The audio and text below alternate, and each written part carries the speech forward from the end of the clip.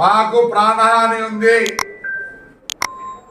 నాకు ఒకటిగా కాదు, అందరికీ తాడిపత్రిలో ఫ్రాక్షన్ చేస్తానంట. ఫ్రాక్షన్ నేను నా మాటలు కాదు, ఇవి ఆయన సొంత మాటలే. ఆయన్ని బహిష్కరించాల్సిందే. బహిష్కరించకపోతే ఆయన ఏం చేస్తాడా? పార్టీ చేస్తాడు.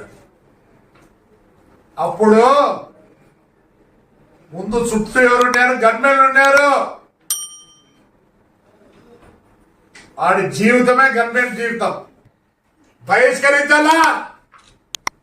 ఇద్దరు కొడుకుల్ని వాడిని బహిష్కరించాలా? అవ్వదు. వాడిని ఎందుకు బహిష్కరించాలి?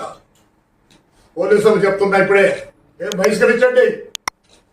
లేదా యు వాంట్ ద రికార్డ్? ఏదని